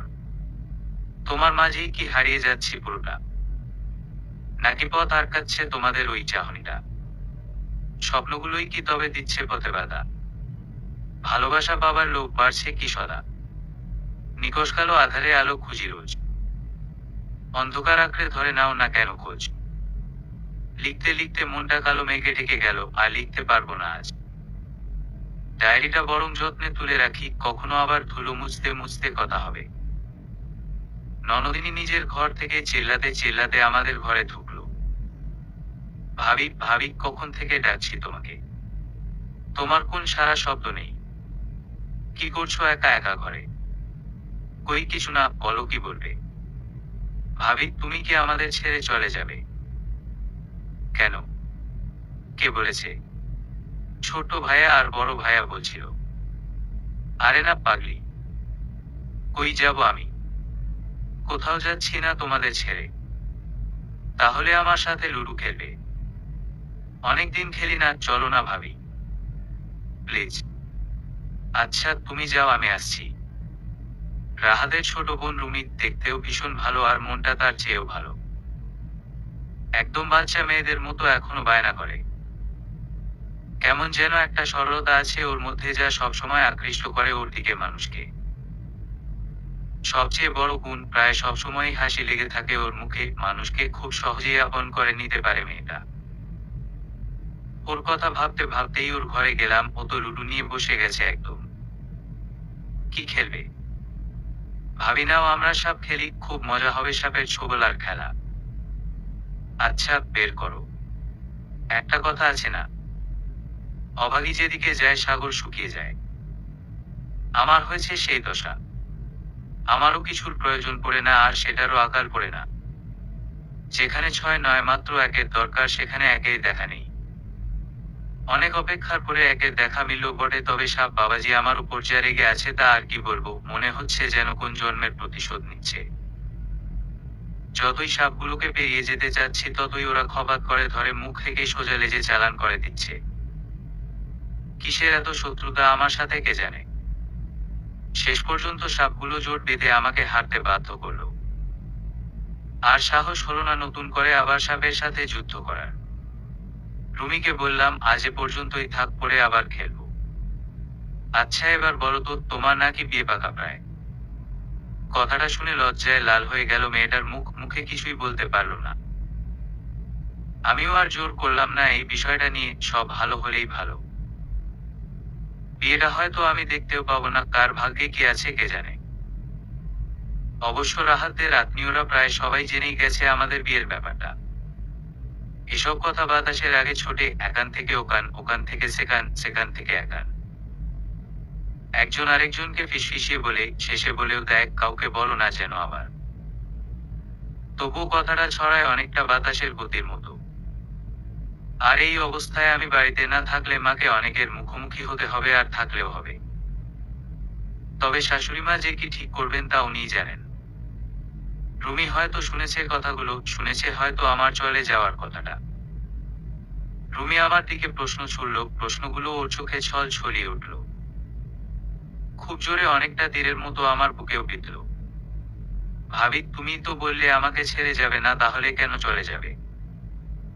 আমরা তোমার আপন হয়ে উঠতে পারিনি এখনো, সেজন্যই চলে যাচ্ছ? নাকি আমি কখনোই তোমার বোন হতে পারিনি বলে ফেলে রেখে যাচ্ছ? ও অবশ্য আমি তো আর তোমার আপন বোন না। হলে হয়তো এভাবে ছেড়ে যাওয়ার কথা ভাবতে না। কি বলবো এই মেয়েটাকে, কি বা উত্তর দেব প্রশ্নের? সত্যিই জানি না আমি, এই প্রশ্নগুলোর উত্তর সত্যিই আছে তো আমার কাছে। চুপচাপ ওর অভিমান আর আমার অক্ষমতা মিশে যাওয়া দেখা ছাড়া আর কিছুই করার নেই আমার কাছে। রাতে রাহাতকে হাসি মুখে বললাম, তুমি বরং মা যা বললো তাই করো, আর কত কষ্ট পাবে মা আমার জন্য বলো। আর আমারও ভালো লাগছে না আর অপমান ঘৃণা নিয়ে সংসার সাজাতে। আমি জানি বিয়ে মানে মানিয়ে নিয়ে চলা, কিন্তু তাই বলে নিজের আত্মসম্মান বিসর্জন দেয়া নিশ্চয় নয়। যে যখন যেভাবে পারছে আমাদের এই বিয়েটা নিয়ে কথা বলে যাচ্ছে, আমারও যে খারাপ লাগতে পারে, আর আমিও যে মানুষ সেই কথাটাকেও মাথায় রেখেছে। আমি সত্যিই স্বামী শ্বশুরবাড়ি পেতাম কিনা জানি না, হয়তো পেতাম না, তাই তোমাদের ঘাড়ে ঝুলে পড়েছি। কিন্তু বিশ্বাস করো রাহাত, আমার বাবা মা কিন্তু দায় থেকে মুক্তি পাবার কথা একটুও ভাবেনি। কথাগুলো শুনে রাহাত হয়তো কোন উত্তর খুঁজে পেল না, তাই মাথা নিচু করে চুপ করে রইল। কথাগুলো বলতে আমার খুব কষ্ট হচ্ছিল, রাহাত হয়তো বুঝতেও পারছে। পারলে ভালো করে ছেলেটার খোঁজ খবর নাও, হুটহাট কিছু করে বসো না। আমি না হয় চলেই যাব সকাল হলে। রাহাত কেমন যেন চুপচাপ, একটা কথাও বলল না ও। অবশ্য কিবা বলবে, আমি তো জানি বিতুরামটা আমাকে ভীষণ ভালোবাসে, হয়তো আমার চেয়েও বেশি, হয়তো তার চেয়েও বেশি। কিন্তু ভালোবাসার জন্য মাকে কষ্ট দেয়াটা একদম ঠিক নয়। রাহাত না হয় তাই করুক, যা উচিত। রাতেই প্রস্তুতি নিয়ে রাখলাম চলে যাবার, সাথে তো আর খুব বেশি কিছু আনিনি। মাত্র কয়েকটা জিনিস। রাহাতের সাথে একটা কথাও হয়নি আর। যে যার মতো খেয়ে নিয়েছে, শাশুড়ি মাও খেয়েছে। রাহাত এসে শুয়ে পড়েছে, হয়তো ওর চোখের ঘুমগুলো বহুদূরে হারিয়ে গেছে। আমিও তো জেগে আছি, ও কি তা জানে। এই সময় ভীষণ একাকী লাগছে আমাকে, হেরে গেছি আমি। চাপা কান্না করে করে খাচ্ছে আমাকে, বুকের ভেতরটা দুমড়ে মুচড়ে শেষ হয়ে যেতে যাচ্ছে। আমার ভাগ্য এতটা খারাপ। ভাবতে ভাবতে কখন যে ঘুমিয়ে পড়েছি নিজেও জানি না। সকালবেলা রাহাতের ডাকে ঘুম ভাঙল। এই ওঠো চলো। চোখ মলতে মলতে বললাম, যাবো তো রাহাত, সব গোছানোই আছে। এত তাড়া কেন তোমার? তোমার কি মনে হয় আমি চাই তুমি চলে যাও? আরে রুমি, বিয়ে শেষ না হওয়া পর্যন্ত মা তোমাকে থাকতে বলেছে। কেন? রুমি নাকি মাকে বলেছে তুমি না থাকলে বিয়ে করবে না? ও, আর বিয়ের তারিখও ঠিক। পরশু বিয়ে। মা আর বাবা খোঁজ খবর নিয়ে এসেছে, সবকিছু ঠিকঠাক, আর বিয়ের তারিখটাও ঠিক। কবে? পরশু। আচ্ছা রাহাত, তোমার কি মনে হয় না সবকিছু একটু তাড়াতাড়ি করা হচ্ছে? আমার কাছে একদম ভালো লাগছে না, ধীরে সুস্থে বুঝে শুনে এগোলে কি এমন সমস্যা, আমি তো বুঝতেই পারছি না। হ্যাঁ কিন্তু মা।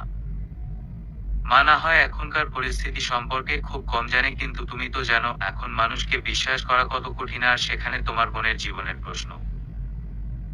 তোমার কি আর একটু বেশি ভাবা উচিত নয় বলো? হ্যাঁ তুমি ঠিকই বলেছ, কিন্তু আমি কি করব মা, বাবা তো তারিখ ঠিক করে এসেছে। আচ্ছা রাহাত, এমনও তো হতে পারে ওদের ফ্যামিলি আমাদের থেকে কিছু লুকানোর জন্য এত তাড়াতাড়ি করছে যাতে আমরা কিছু টের পাওয়ার আগেই সব হয়ে যায়। আচ্ছা তুমি যাও, ফ্রেশ হয়ে খেয়ে নাও।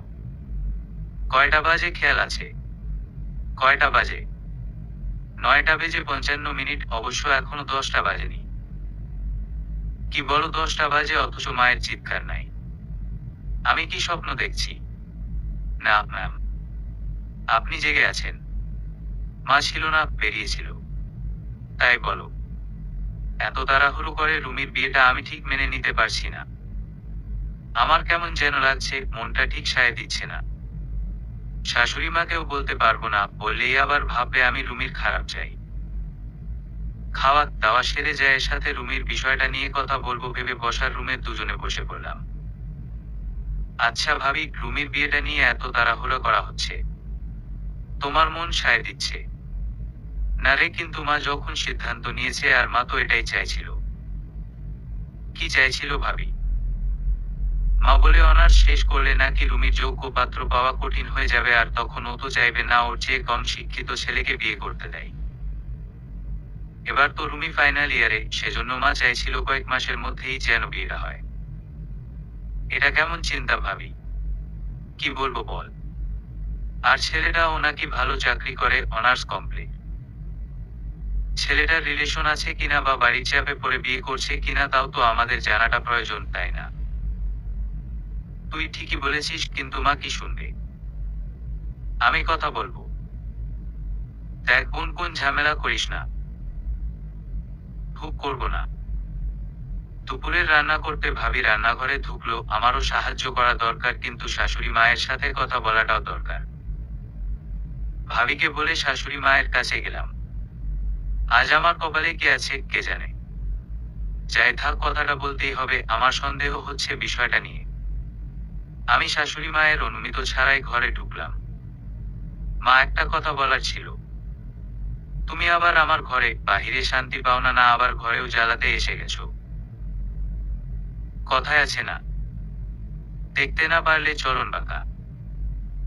আমার হয়েছে সেই দশা। না মা, আমার মনে হয় ছেলেটা সম্পর্কে আর একটু খোঁজ নিন, আর যেহেতু বাহিরে চাকরি করে তাই সেখানে একবার খোঁজ নেওয়াটা দরকার ছিল না মা? এমনও তো হতে পারে ওরা কিছু আড়াল করার চেষ্টা। চুপ, একদম চুপ। কি মনে হয় তোমার আমি মানুষ চিনি না? তুমি সব মানুষ চিনে বসে আছো, তাই না? তুমি সব জানতা, সব জানো তুমি, আর আমরা কিচ্ছু জানি না। না মা, তা নয়। একটু দেখে শুনে নিলে ভালো হয়, তাই।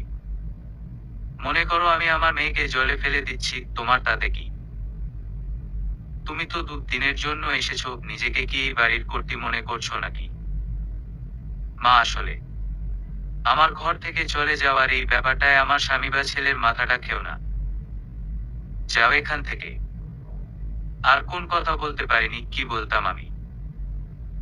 উনি রুমির মা আর আমি অস্থায়ী ভাবি, আজ আছি তো কাল নেই। কিসের অধিকারে প্রশ্ন করতাম আমি, আর কিসেরই বা সম্পর্কে? ভালোবাসার সম্পর্ক বা হৃদয়ের বন্ধনে সব দেখানো বা যুদ্ধ করে বোঝানো যায় না। আমার মনের সন্দেহ হয়তো অমূলক। আমার সাথে খারাপ ঘটা দেখতে দেখতে হয়তো খারাপটা মাথায় ঢুকে গেছে। আমার বোন নেই, এখানে এসে বোন পেয়েছি ঠিকই, কিন্তু অধিকার পাইনি। তাহলে কি সম্পর্ক ছাড়া সম্পর্কগুলোতে অধিকার থাকে না? যা কিছু হোক, ভালো হোক, আমার বোনটা ভালো থাক। বাড়িতে আত্মীয় আসা শুরু হয়ে গেছে, আর আমাদের ঝুলন্ত সম্পর্কের প্রশ্নটাও।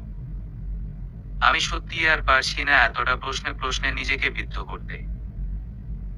কেমন যেন চুপচাপ কেটে গেল একটা দিন। আজ রাতটা পেরোলেই রুমি আমাদের হয়েও আমাদের না। বিদায় এত কষ্টের কেন হয়, সত্যিই আমি জানি না। একটা মেয়ে বাবা মা, পছন্দ অপছন্দ ভালো লাগা সব ভুলে নতুন করে সবকিছুর সাথে নিজেকে মানিয়ে নিতে থাকে, অথচ সে কখনো আর মা পায় না, পায় শাশুড়ি। মেয়ে হতে পারে না, হয় বউ। চোখটা একদম বাধা মানে না, সময়ে অসময়ে বৃষ্টি ঝরায়। বিদায়ের সুর কেন এত কষ্টের?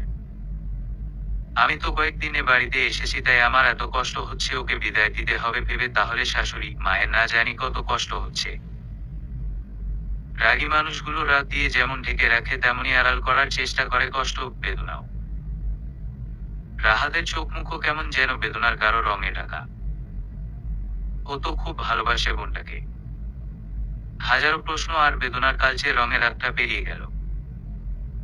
আজই সেই দিন যেদিন আরেকটা মেয়ে নতুন সংসার সাজাতে নিজের অস্তিত্ব, কাছের মানুষগুলোকে ছেড়ে অন্যকে কাছে আনার আপ্রাণ চেষ্টা করে যাবে। রুমির চোখ মুখও শুকিয়ে গেছে, সারা রাত ঘুমায়নি হয়তো। বাবা, মা, রাহাত, যা, ভাসুর, দেবর সবার মুখে গম্ভীরতার ছাপ স্পষ্ট। আজকের দিনটায় সবাই ব্যস্ত, একটুও সময় নেই খারাপ লাগা কিংবা কষ্ট নিয়ে হিসেব করার। সকাল গড়িয়ে দুপুর হলো কিন্তু খাবার টেবিলে বসা না আছে কারো ইচ্ছা আর না আছে সময়। আত্মীয় স্বজন ঠিকঠাক খেলেই হলো। বিকেলের দিকে বরযাত্রী এলো। চারপাশে কত আলো আর আলো, এত আলোর মাঝেও আমাদের পরিবারে নেমে এসেছে অন্ধকার আর শূন্যতা। দেখতে দেখতে বিয়েটাও শেষ, এবার এলো সেই কঠিন মুহূর্ত, তারপর বিদায়। সত্যিই কি কাছের মানুষকে বিদায় দেয়া যায়? রুমি আমাকে জড়িয়ে ভীষণ কাঁদছিল, কিন্তু কি সান্ত্বনা দেব আমি? আমি যেন বাকশক্তিটাই হারিয়ে ফেলেছি। মা অবশ্য কাঁদলো না, বলল ভালোভাবে থেকে নিজের খেয়াল রেখো। বাবা, রাহাত একটাও কথা বলতে পারেনি। রুমি চলে গেল নতুন সংসারে, নতুন স্বপ্নকে সাজাতে। মায়ের ধৈর্য আছে বলতে হয়, নইলে কি আর এভাবে কেউ নিজেকে শক্ত করে রাখতে পারে? সকাল থেকে কারো গলা দিয়ে কিচ্ছু নামেনি। ভাবি খাবার নিয়ে গেল বাবা আর ভাইয়ের জন্য, আমি মা এর ঘরে খাবার নিয়ে গেলাম। বাহির থেকে দেখলাম মা ফুফিয়ে ফুফিয়ে কাঁদছে ছোট্ট বাচ্চাদের মতো। নিজেকে শক্ত রেখে মেয়ের বিয়েটা দিয়েছে, কিন্তু যতই হোক মা তো। আমি কি করব কিছুই বুঝতে পারছি না, সান্ত্বনা দিতে আমি অপারগ। মায়ের পাশে গিয়ে বললাম, মা চিন্তা করেন না, রুমি নিশ্চয় ভালো থাকবে মা। শাশুড়ি মা কিছুই বলল না, আজ আমাকে বকল না, আমার কথার বিরোধিতাও করল না, শুধু বলল তাই যেন হয়। এই প্রথম আমার কথায় একমত হলেন শাশুড়ি মা। সময়ের সাথে পাল্লা দিয়ে বাড়ছে রাত, আর তার সাথে পাল্লা দিয়ে বাড়ছে ব্যথার গল্প। আমি যেন সেখানে ডানা ভাঙ্গা কোনো এক ব্যথাতুর প্রাণী। সময় কেমন মানুষকে পাল্টে দেয়, এক সময় যেই মানুষগুলো ছাড়া নিজেকে একাকী নিঃস্ব মনে হয়, অথচ সময়ের ব্যবধানে তাদের ছাড়াই কেটে যায় সময়, নিঃসঙ্গতা। কি আশ্চর্য জীবন, কি আশ্চর্য অনুভূতি। রাহাদের মুখে যখন এই পরিবারের মানুষগুলোর গল্প শুনতাম, তখন শুধুই মনে হতো এই মানুষগুলোকে ছাড়া আমি একা। কারণে এইসব মানুষগুলোকে কাছে পেতে চাইতাম, মনে হতো এই মানুষগুলো ছাড়া আমি অসম্পূর্ণ। কত স্বপ্ন আর কল্পনার জগৎ বানিয়েছিলাম এই মানুষগুলোকে নিয়ে, অথচ বাস্তবতা কত কঠিন। সকাল হলেই আমাকে যেতে হবে, সে রাহাতও জানে আর আমিও। রাহাতের প্রতি আমার কোনো অভিযোগ নেই, কিংবা এই পরিবারের কারো উপর। আজকের রাতটা যেন একটু বেশি আধারে মুখ লুকিয়েছে, হয়তো এ আমার মনের ভুল।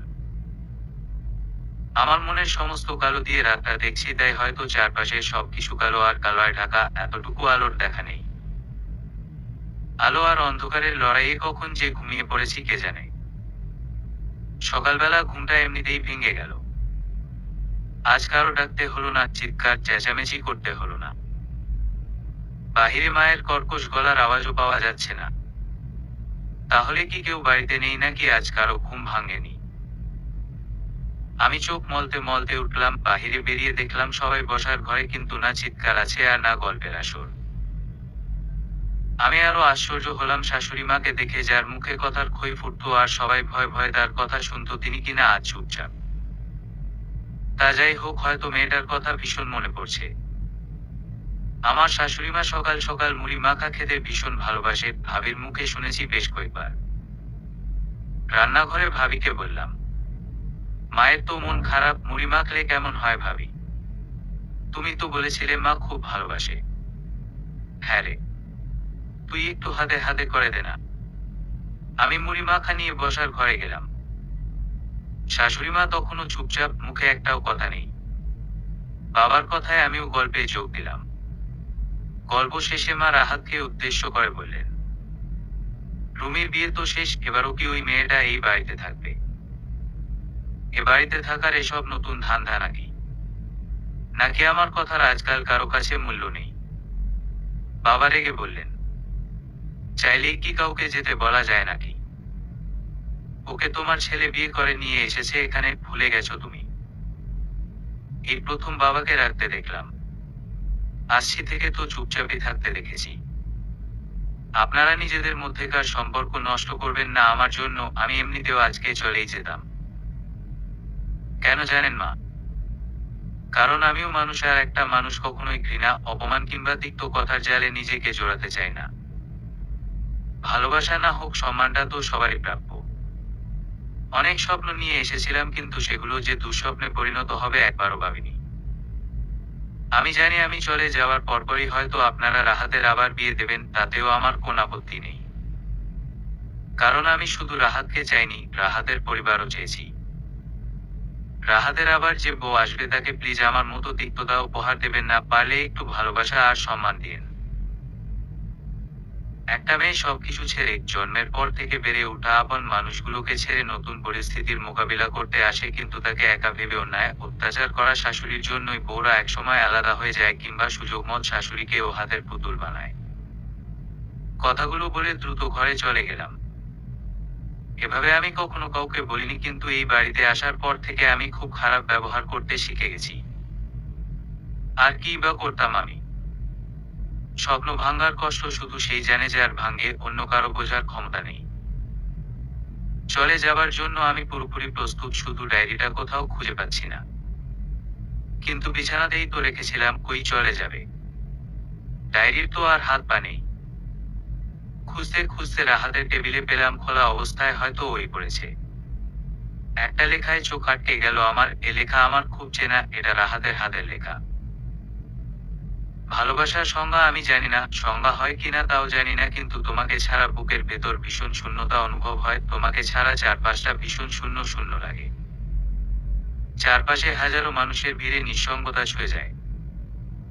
তোমাকে আমি ভীষণ রকম ভালোবাসি, বলবো না, কারণ যে ভালোবাসা আটকে রাখার ক্ষমতা থাকে না তাতে অধিকার ফলাতে নেই।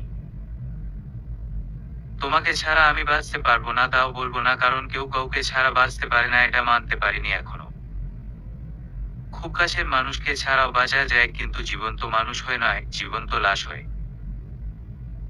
ভুল বুঝো না, ভালো থেকে, আর পারলে অন্য কারো রঙে নিজেকে রাঙিয়ে নিও, আমি তো তোমাকে শুধুই বেদনার রং দিয়েছি, পারলে না হয় মুছে ফেলো। সত্যিই কি ভালোবাসার রং মোছা যায়? যতই হোক তা বেদনায় গাঢ় রঙে ঢাকা। আর একবার নিজেকে রাঙিয়ে নিলে আর কি সত্যিই রাঙানো যায়? জানি না আমি, কিন্তু চলে যেতে হবে রংহীন, তা আমি জানি। সবার ভাগ্যে রং থাকে না, আর রঙে রাঙানোর মানুষও থাকে না। অনেক চাওয়া কখনোই পাওয়া হয় না, সারা জীবন চাওয়াই রয়ে যায়। ঘর থেকে বেরিয়ে পড়লাম, চোখ ঝাপসা হয়ে আসছে বারবার। অনেক চেষ্টা করছি নিজেকে বোঝাতে যে এদের আমি আপনই ছিলাম না, আর আমি কাঁদবো না, কাঁদবো না আমি। নিজেকে নিজেই বারবার বললাম আমি দুর্বল নই, যে এইটুকু আঘাত সহ্য করতে পারবো না, যা কখনো আমার ছিলই, তা ভেবে কেন কষ্ট পাচ্ছি আমি। কিন্তু মন তো আর কারো হুকুমের গোলাম নয় যে মালিকের কথা মতো ঠিকঠাক কাজ করবে। শাশুড়ি মাকে বললাম, আমি চলে যাচ্ছি মা, ভালো থাকবেন। আর পারলে এই কয়েকটা দিন দুঃস্বপ্ন ভেবে ভুলে যাবেন। আর আমার খারাপ ব্যবহারের জন্য ক্ষমা করবেন। একটা আবদার শুধু, রাখবেন মা? কি বলো? আমি রাহাতের সাথে এ বাড়িতে এসেছিলাম, আর রাহাতের সাথেই এ বাড়ি থেকে যেতে চাই। প্লিজ মা। ঠিক আছে। বাবা, ভাই, ভাবি সবার চোখ ছলছল করছিল, কিন্তু আমি অপারগ ওদের সবার মুখে হাসি ফোটাতে। আসছি বলে বেরিয়ে পড়লাম, আর কিছু বলার বা শোনার ক্ষমতা নেই আমার। আমি হেরে গেছি। রাহাত বাইক নিয়ে বাহিরে অপেক্ষা করছে, আমি চুপচাপ বাইকে গিয়ে বসলাম। অবশ্য আমার এ কষ্টে রাহাতের তো কোন হাত নেই, ও তো আমাকে বলেছিল যে আমি পারবো না। সত্যি বলেছিল, আর মিথ্যা ছিলাম আমি। আমি ভেবেছিলাম ভালোবাসা দিয়ে পৃথিবীর সবকিছু জয় করা যায়, কিন্তু আমি কল্পনা আর স্বপ্নের ঘরে ছিলাম। বাস্তবতা খুব কঠিন, যন্ত্রণা। কয়েকটা মাত্র দিনে কেমন সবকিছু ওলটপালট হয়ে গেছে। আজও বাইকে আমি আর রাহাত পাশাপাশি, আর সেদিনও ছিলাম, কিন্তু সেদিন আমাদের সাথে ছিল এক বুক স্বপ্ন, নতুন স্বপ্ন জয়ের প্রবল ইচ্ছা, কিন্তু আজ মন জুড়ে শুধুই বিষাদ, কষ্ট আর স্বপ্ন ভাঙার যন্ত্রণা। আমি হেরে গেছি, হেরে গেছি আমি। রাহাত, ঘুম। তোমার নতুন বিয়ে হলে আমাকে জানাবে না? জানিও যেতে না পারি তবুও গিফট পাঠাবো। আমার আর বিয়ে হবে না, তুমি বরং নিজেকে সাজিয়ে গুছিয়ে নিও। নেব তো। তোমার যতটুকু রং আমার কাছে আছে ততটুক দিয়ে ঠিক সাজিয়ে নেব। থেকে গেলে হয় না। না রাহাত, তা আর হয় না। সব চাওয়া পূর্ণ হয় না, অপূর্ণ রয়ে যায়। ভালো থেকো। তুমি ভালো থাকবে। কেন থাকবো না রাহাত, খুব ভালো থাকবো। পারলে আমায় ভুলে যেও। তুমি পারবে। হয়তো কখনোই না, মন কি আর আমার হুকুম মানে? রুমি কিন্তু বাড়িতে আসলে খুব কষ্ট পাবে তোমার জন্য। তুমি পাবে না। প্রশ্নটার কোনো উত্তর হয়তো রাহাত খুঁজেই পেল না, তাই দীর্ঘশ্বাস দিয়ে তা রেখে দিল।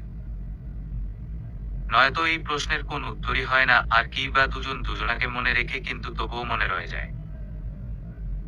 আমার চিরচেনা সেই বাড়িটার সামনে দুজনে, কিন্তু দুজনের মাঝে যোজন যোজন দূরত্ব, দুজনার মাঝখানে অভেদ্য দেয়াল।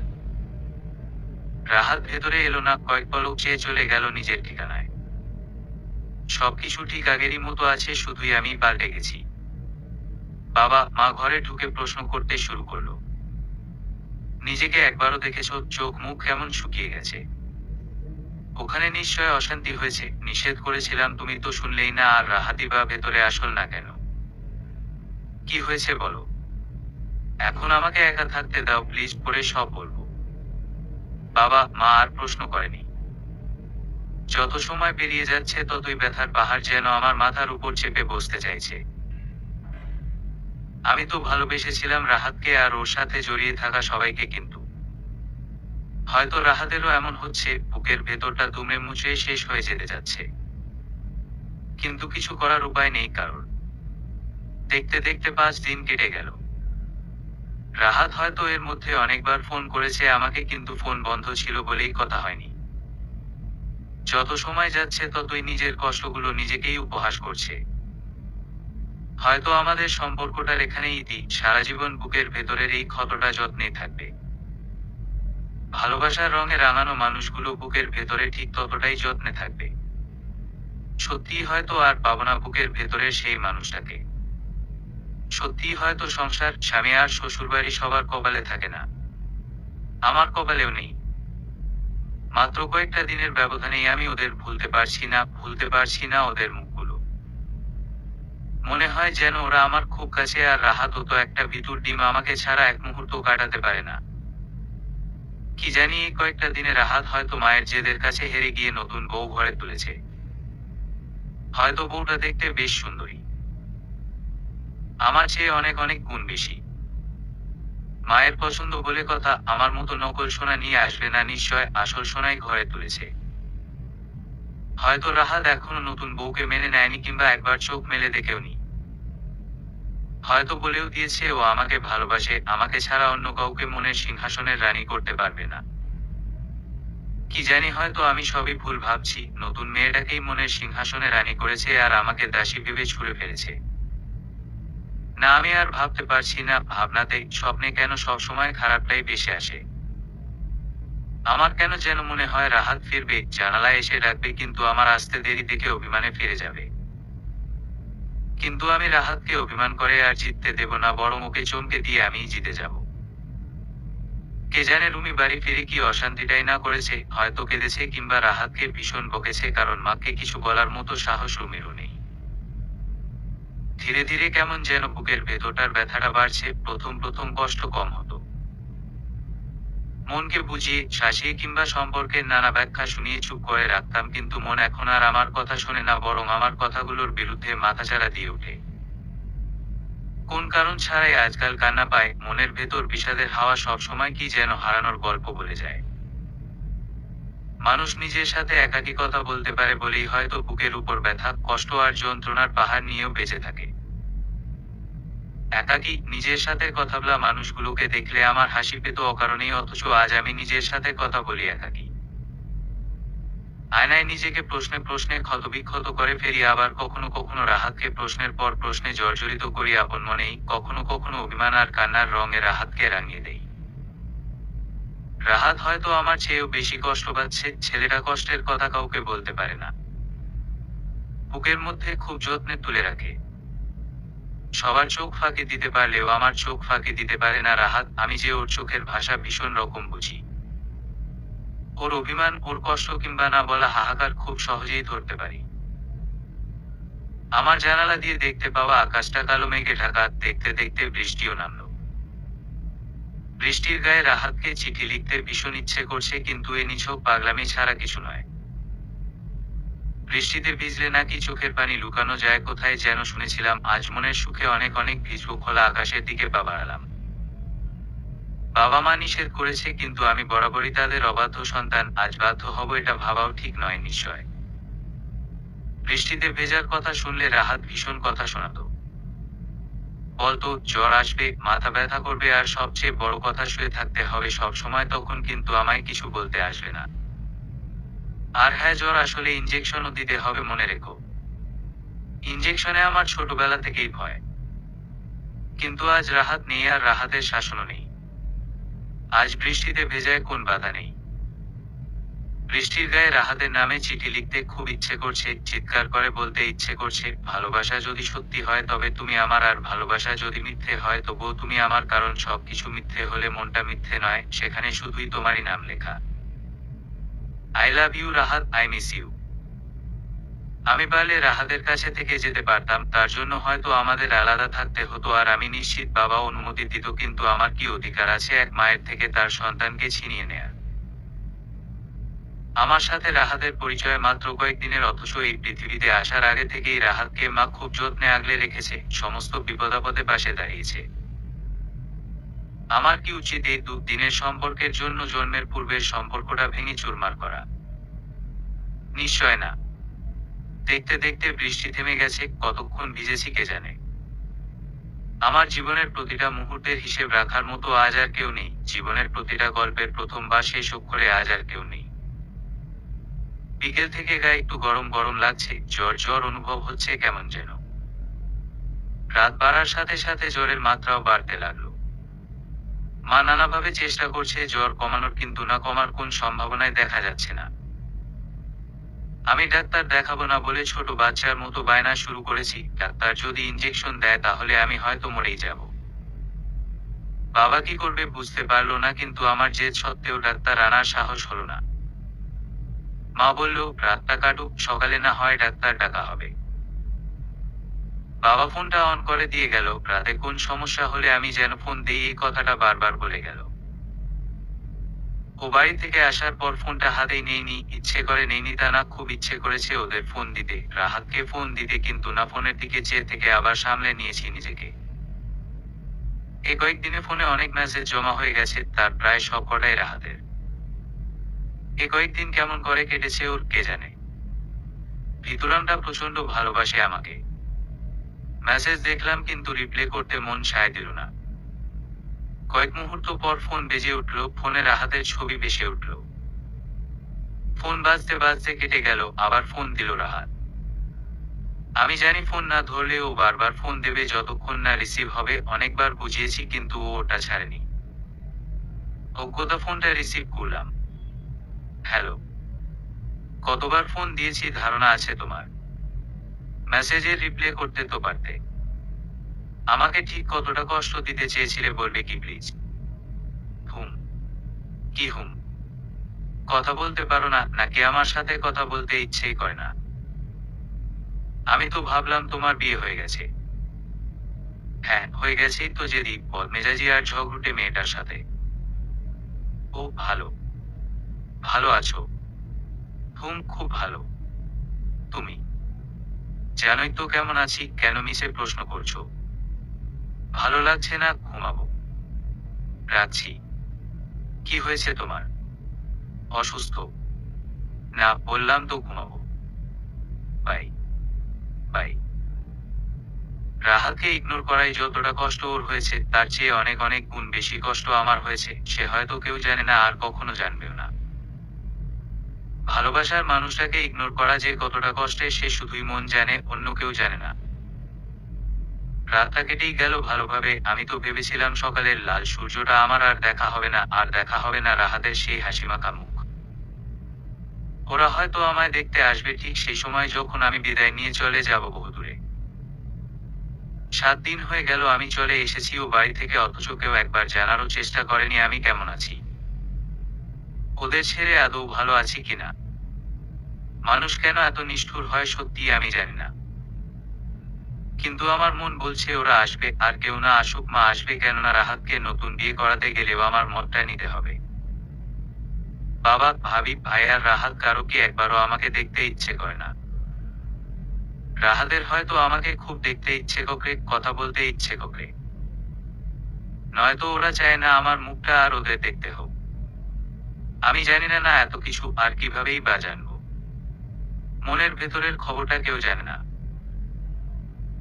আমার রাহাতের মনের ভেতরটা একবার দেখতে ইচ্ছে করে, সেখানে আমি কতটা যত্নে আর কতটা জায়গা জুড়ে আছি জানতে বড্ড ইচ্ছে হয়। জ্বর অনেকটা কমে গেছে, হয়তো ইনজেকশনের ভয়। যে ঘুমের যন্ত্রণায় আমি অতিষ্ঠ হয়েছিলাম সব সময়, অথচ সময়ের ব্যবধানে সেই ঘুমটাকেই হয়রান হয়ে খুঁজতে হয়। সকাল গড়িয়ে দুপুর নেমেছে, আর দুপুর গড়িয়ে বিকেল, এক সময় সন্ধ্যা আসবে, তারপর রাত, আর তার সাথে কেটে যাবে আরো একটা দিন। এসব ভাবতে ভাবতে মায়ের গলার আওয়াজ পাওয়া গেল। স্মৃতিমা, দেখ কে এসেছে। কে মা? মনটা যেন ইশারায় বারবার বলছে রাহাত এসেছে। কিন্তু না, ও কেন আসবে এখানে? অবশ্য আসতে পারে আমার থেকে চিরতরে মুক্তি পেতে। ভাবতেই মনের আকাশে কালো মেঘ জমল। মায়ের সাথে শাশুড়িমা ঘরে ঢুকলেন।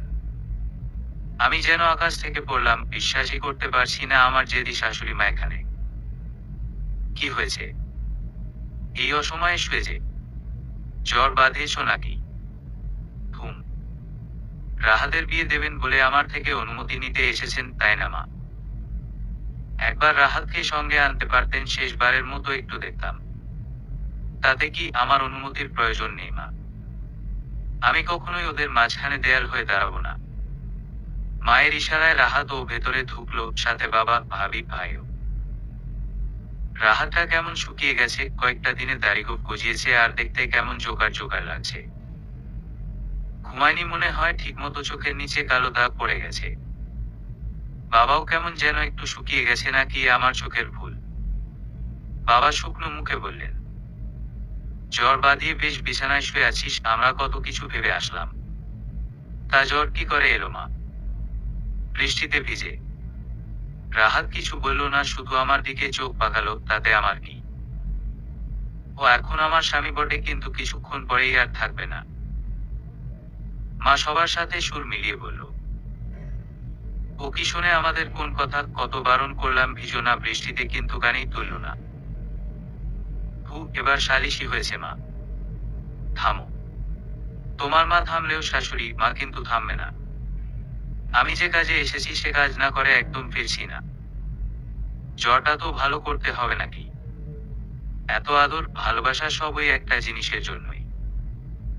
মানুষ কেমন নিজের স্বার্থের জন্য নিজেকে পাল্টে ফেলে, ভাবতেই অবাক লাগে। কিন্তু তাই বলে রাহাতও চায় আমার থেকে মুক্তি। কিন্তু আমি তো ওর মধ্যে কোনো যন্ত্রণা, ব্যথা, কষ্ট কিংবা হারানোর ভয় অনুভব করছি না। তাহলে কি ও নিজেও এটাই চায়? ওর চোখে আমি যা পড়তাম সবই কি তবে অভিনয়ের ছলনা? শাশুড়িমা শান্ত গলায় বললেন, আমি তোমাদের বিয়েটা কেন মানতে পারিনি জানো? আমার মনে হয়েছিল তুমি আমার থেকে আমার ছেলেকে, এতদিনের সাজানো পরিবারকে কেড়ে নিতে এসেছো। আমার দেখা চারপাশের সব শাশুড়ির মতো আমাকেও অচল পয়সা করে রেখে দেবে, তাই আমি তোমাকে সহ্য করতে পারিনি। আমি জানি মা। শাশুড়িমাকে এতটা শান্ত গলায় এর আগে কথা বলতে শুনিনি। কথা বলতে বলতে ওনার গলাটা ধরে আসছিল, আমি বুঝতে পারছি। আমি তোমার কথা না শুনে রুমির সাথে অন্যায় করেছি। আমার তো মনে হয়েছিল তুমি আমার ছেলে আর পরিবারের সাথে সাথে রুমিকেও কেড়ে নিচ্ছ। আমি চেয়েছিলাম রুমির বিয়ে হোক, কিন্তু ওর কান্না ঝরা সংসার হোক আমি এটা চাইনি। বিশ্বাস করো আমি চাইনি। তুমি যখন বারবার বলছিলে ভালো করে জানতে, তখন আমি নিজের অধিকার ফলাতে গিয়ে মেয়েটাকেই বলে দিলাম। মা, কি হয়েছে রুমি? তুমি বলেছিলে ছেলেটার খোঁজ নিতে, কিন্তু আমি নিতে দিইনি। আর এটাই আমার কাল হলো। কি হয়েছে সেটা তো বলবেন। ছেলেটার অন্য একটা মেয়ের সাথে। রুমিকে বলেছে এসব মেনে নিয়ে থাকলে থাকবে, নইলে যেন চলে যায়। আমিও বলেছি রুমিকে চলে আসতে, কিন্তু আমার মেয়েটা আসবে না। বলেছে, সত্যিকার বিয়ে একটা মানুষের জীবনে একবারই হয়। আমি না হয় এইসব কিছু ভাগ্যের পরিহাস ভেবেই মেনে নিলাম। আগেই বলেছিলাম মা, এটা আপনাদের সময় না। হ্যাঁ মা, সব ভুল আমার। এই ভুলের কোন ক্ষমা নেই, না তোমার কাছে আর না আমার মেয়ের কাছে। একটা মেয়ের স্বপ্ন ভেঙে গেলে কতটা কষ্ট হয় আমি বুঝতে পেরেছি। আমার মেয়েটার স্বপ্ন ভেঙে গেছে, হয়তো তোমার স্বপ্নগুলো ভাঙার শাস্তি এটা, কিন্তু দেখো সেই শাস্তিটা আমার মেয়েকে পেতে হলো। ওর তো দোষ ছিল না তবু। তুমি পারতে আমার ছেলেটাকে নিয়ে আলাদা সংসার বাঁধতে। আমি জানি রাহাত তোমাকে খুব ভালোবাসে। তোমাকে হারানোর ভয়েও নিশ্চয় আলাদা রাখতে রাজি হতো, কিন্তু তুমি এটুকু একটা মেয়ে আমাকে কিনা দয়া করে ছেলে সংসার ফিরিয়ে দিলে, নিজের সমস্ত স্বপ্ন ভেঙে চুরে আমার স্বপ্নগুলো করে দিলে। এতটা শক্তি তুমি কই পেয়েছো? আমি সব সময় নিজে যা ভেবেছি তাই করেছি, ভুল হলেও কেউ বলার সাহস দেখায়নি। আমি ভীষণ রকম রাগী, তাই সবাই আমার থেকে দূরে দূরে থাকে, আমি বুঝতে পারি। না মা, এমন কিছু না। কেন মিথ্যে বলছো? মিথ্যে মানায় না তোমার মুখে। আমি আসলে রাহাতের এমন একটা বউ চেয়েছিলাম যাকে আমি ডানে বললে ডানে যাবে আর বামে বললে বামে। আমি কোনোদিন তেমন হতে পারবো না মা। আমি জানি, কিন্তু তুমি জানো না তোমার এই সরলতা, সত্যি বলার ক্ষমতা একটা মানুষকে কতটা কাছে টানতে পারে। আমি জানি না এই মুহূর্তে আমার কিছু বলার আছে কিনা, কিন্তু যার কাছে মানুষ সবচেয়ে বেশি ঘৃণা পায় তার মুখে প্রশংসা শুনলে যে কারো মুখের কথা আটকে যাবে। অবিশ্বাসের চোখে তাকানো ছাড়া আর কি বা করার থাকে।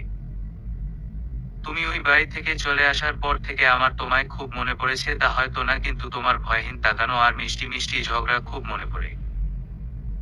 হ্যাঁ মা, ঝগড়া তো শুধু আমিই করতে পারি। ওই বাড়িতে কেউ আমার সাথে মন খোলা কথা বলে না। আচ্ছা মা, আমি কি খুব খারাপ মানুষ? আমি হয়তো একটু বেশি রাগি, তাই বলে কি ভালোবাসি না? আমিও একটা মানুষ, বলো। আবেগ, ভালোবাসা, আনন্দ, বেদনা আমারও তো হয়, বলো। কষ্ট লুকাতে লুকাতে সময় আমাকে রাগী করে দিয়েছে, তাতে আমার কি দোষ বলতো? কোন দোষ নেই মা। আমি জানি তো আপনার রাগের আড়ালে লুকিয়ে আছে অনেক ভালোবাসা। আসলে আপনার ভালোবাসা সবসময় রাগের চাদরে ঢাকা থাকে, অবহেলা পাবার ভয়। কিন্তু কয়জন পারে এভাবে সত্যি কথাগুলো স্বীকার করতে? বাবা হাসতে হাসতে বললেন, ঠিক বলেছিস, এই না হলে আমার বউ। জানো তো বৌমা, এ কয়টা দিন রাহাত তোমার বাবা আমাকে অতিষ্ঠ করে তুলেছে, আর সত্যি বলতে কি তোমার সাথে কাটানো সময়গুলো আমারও খুব মনে পড়ছিল। তবে ওরা সবাই তোমাকে ভীষণ ভালোবাসে। তুমি চলে আসার পর বুঝেছি সত্যি কেন বউরা শাশুড়ির শত্রু হয়ে দাঁড়ায়। আমি হা করে চেয়ে আছি, কি বলবো ভেবেই পাচ্ছি না। আমি স্বপ্ন দেখছি না তো রাগী শাশুড়িমা কিনা এসব বলছে। আবার আমাকে বৌমা বলছে। মুখে মশা ঢুকবে। এমনিতেই জ্বর বাঁধেছ, আবার কোন রোগ বাঁধবে কে জানে। রাহাত দাঁত কেলিয়ে বলল, মা, ইঞ্জেকশন দিলে সব জ্বর ভালো হয়ে যাবে। ও জানে ইঞ্জেকশনে আমি ভয় পাই, তবুও কিনা ইঞ্জেকশনের কথাটাই বারবার তুলছে। মনে যাচ্ছে ওকে কি যে করি। ভিতরামটার সাহসা একটু বেশি বেড়েছে। না, আমার জ্বর আমায় থাক। আমার বাবা বললেন, আমি তোমার সাথে একমত, জ্বর কি কারো পর বলো। দেখো, আমি যে কাজে এসেছি সে কাজ না করে কিন্তু ফিরবো না, আর আমি তোমার শাশুড়ি বলে কথা, যা বলেছি তা তো করবই। ও সবকিছু তাহলে ওই কাজটার জন্যই। একটা ছোট্ট কাজ করবে বলে সবাই কি অভিনয়টাই না করছে? কি ভাবছে ওরা আমি রাহাতকে ছাড়বো না? যদি ধরে রাখার হতো তাহলে সেদিনই ছাড়তাম না। হ্যাঁ মা, বলেন না কি করতে হবে। আগে বলো, ঝগড়া করবে তো আমার সাথে? যেখানে থাকার প্রশ্ন আসে না সেখানে ঝগড়ার প্রশ্ন কোথা থেকে আসে মা? শাশুড়ি মা আর কিছু বলার মতো পেল না হয়তো। আমি বুঝতেই পারছি না কি হচ্ছে আমার সাথে, কি চায় ওরা? মুক্তি না শাস্তি? মা, বাবা আমার শ্বশুর শাশুড়ি ভাই ভাবিকে নিয়ে অন্য ঘরে গেল। কিন্তু রাহাত কেন যেন বসে আছে, কে থাকতে বলেছে আমার কাছে, আমার চায় না কাউকে। কি সুন্দর জ্বর বাঁধিয়ে বসে আছো, তাতে তোমার কি? বারে, আমার বউ জ্বর বাঁধিয়ে বসে আছে আর আমার কিচ্ছু না। সাহসটা খুব বেড়েছে, তাই না? ও ঠং। ঠং কি? তুমি তো আমার বই, যাবে তুমি এখান থেকে? তুমিও মায়ের মতোই হবে, তাই না? আমার ছেলের বউকে জ্বালিয়ে মারবে? চুপ করবে তুমি? হু, বউয়ের কথা তো শুনতেই হবে। আচ্ছা রাহাত, তুমি আমাকে মিস করেছো? না, না মানে? যে বুকের খুব গভীরে প্রতিটা স্পন্দনের সাথে জড়িয়ে থাকে তাকে কি আবার নতুন করে মিস করতে হয়? হয়েছে, ভালোই শিখেছো। কি শিখেছি? কিছু না। ভাবি দরজায় এসে চোখ টিপে বলল, কি গো, তোমাদের কথা শেষ হলো? কেন শেষ হবে না ভাবি? ওর সাথে আমার কোন কথাই নেই। শাশুড়িমা ঘরে ঢুকতে ঢুকতে বললেন, তাড়াতাড়ি প্রস্তুত হও, যেতে হবে তো নাকি?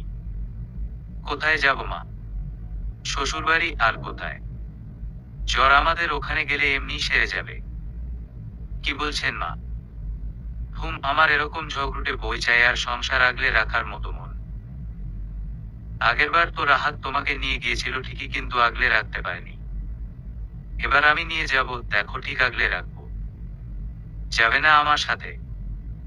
মায়েরা তো মেয়ের কাছে অনেক ভুল করে, তাই বলে কি মেয়েরা ক্ষমা করে না? আমি না হয় তোমার মা নই শাশুড়ি, কিন্তু তুমি তো আমার মেয়ে। আপনাকে আমি মা করেই রাখতে চেয়েছিলাম, কিন্তু ভুলে যাওয়া যায় না সেই কয়েকটা দিন।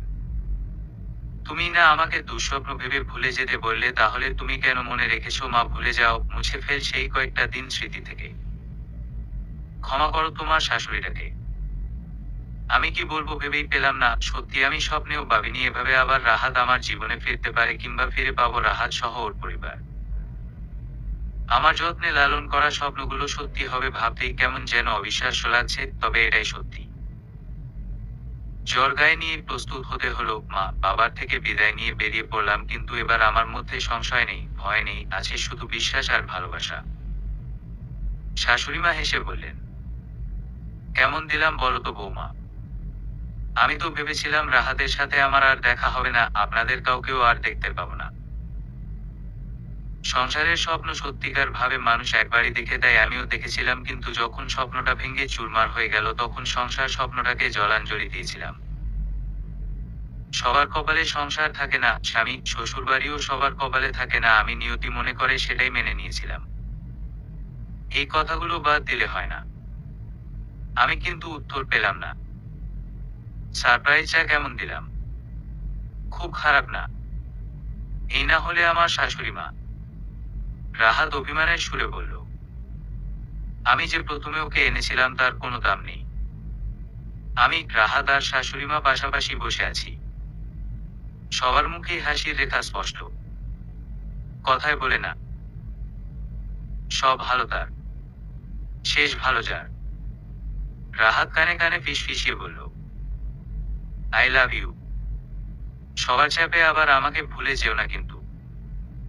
সমাপ্ত।